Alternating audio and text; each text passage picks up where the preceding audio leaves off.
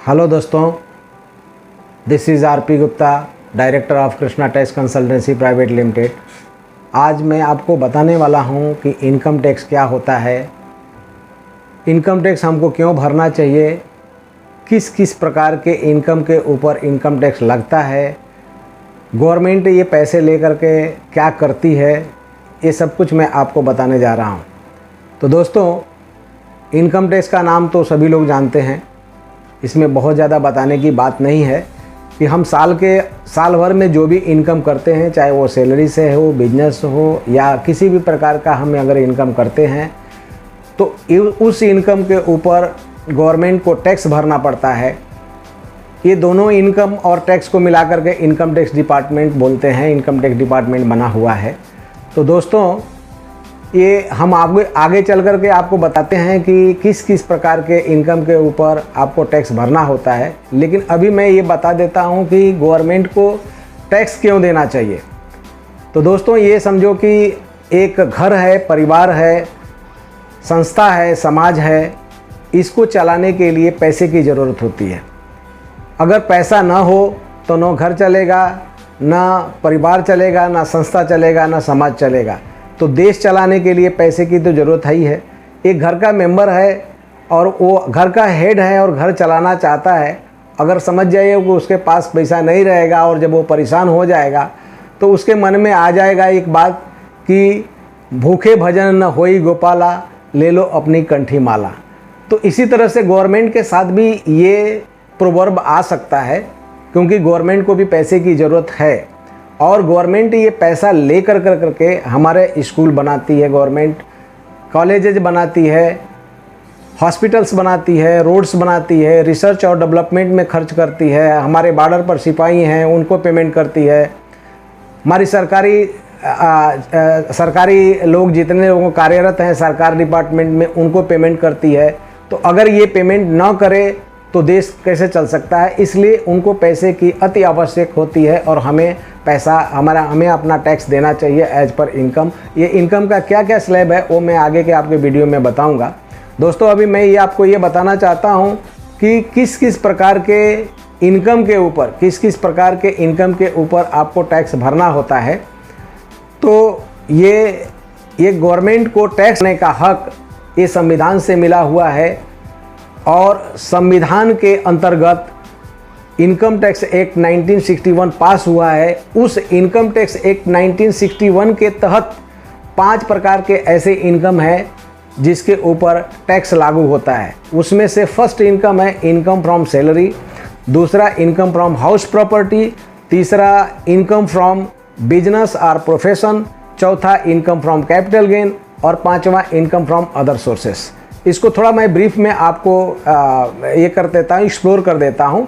पहला, income from salary का मतलब ये होता है कि आप अगर कहीं गवर्नमेंट में जॉब कर रहे हैं, प्राइवेट में जॉब कर रहे हैं या कहीं भी जॉब कर रहे हैं और 30 दिन जॉब करने के बाद से अगर आपको सैलरी मिलती है तो वो इनकम फ्रॉम सैलरी में आता है। इसका कैलकुलेशन जो भी रहेगा मैं आगे के वीडियो में आपको बताने वाला हूँ।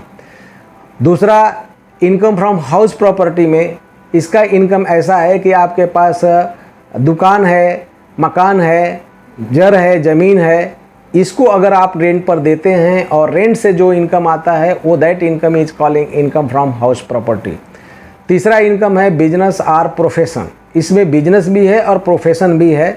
बिजनेस में ये है कि जो भी आपने साल भर में लेन देन किया है, सेल परचेज किया है, जो प्रॉफिट आता है, प्रॉफिट के बाद से एक्सपेंसेस माइनस कर देते हैं, एक्सपेंसेस के बाद से नेट प्रॉफिट जो आता है, नेट प्रॉफिट के ऊपर जो भी स्लैब वाइज टैक्स निकलता है वो टैक्स को भरना होता है, उसको इनकम फ्रॉम बिजनेस बोलते हैं। प्रोफेशनल्स इनकम भी हैं, जैसे एडवोकेट्स हैं, डॉक्टर्स हैं, चार्टर्स हैं, इंजीनियर्स हैं, ये प्रोफेशनल इनकम करते हैं। इनका भी कैलकुलेशन हम आगे के वीडियो में आपको बताऊंगा।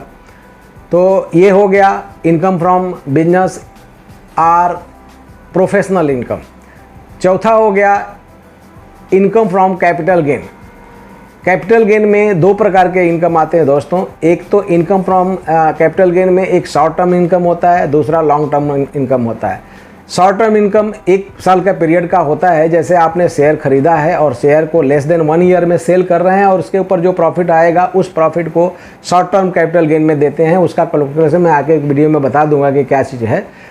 लॉन्ग टर्म में 1 साल से ज़्यादा हो गया तो, लेकिन यही टर्म जो है, अगर हम लैंड, ज़मीन, फ्लैट ये सब सेल करते हैं और उसमें प्रॉफिट आता है तो उसको, वो पीरियड को हम 3 साल का पीरियड रखते हैं। वो 3 साल के पीरियड के अंदर अगर आपका प्रॉफिट आया है तो उसको शॉर्ट टर्म कैपिटल बोन 2 साल से ज़्यादा हो जाता है तो उसको लॉन्ग टर्म कैपिटल गेन में आता है। उसका कैलकुलेशन हम करते हैं।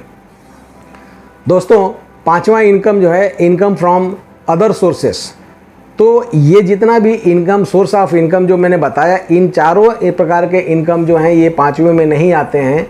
उस इनकम को अदर सोर्सेस कहते हैं। जैसे कि आपने एफडी किया है, तो एफडी करने के बाद से आपको इंटरेस्ट मिलता है तो वो इनकम को हम अदर सोर्सेस में लेते हैं। दूसरा, अगर किसी कंपनी में शेयर्स लिए हैं और शेयर्स के ऊपर डिविडेंड मिलता है तो that income is also calling the other income. उसके बाद से लॉटरी, अगर समझो आपको लॉटरी निकली हुई है, लॉटरी का जो पैसा मिलता है तो that income is also coming in income from other sources. तो ये हमने आपको बता दिया है कि इनकम टैक्स क्या होता है, किस किस इनकम के ऊपर हमको टैक्स भरना होता है और हमारा ये इनकम का पैसा लेकर के सरकार क्या करती है। तो दोस्तों, अगर ये आपको हमारा वीडियो पसंद आया होगा तो आप लाइक कीजिए, शेयर कीजिए, सब्सक्राइब कीजिए या www.krishnataxconsultancy.com पर डिटेल्स जानने के लिए लॉग इन करिए। Thank you.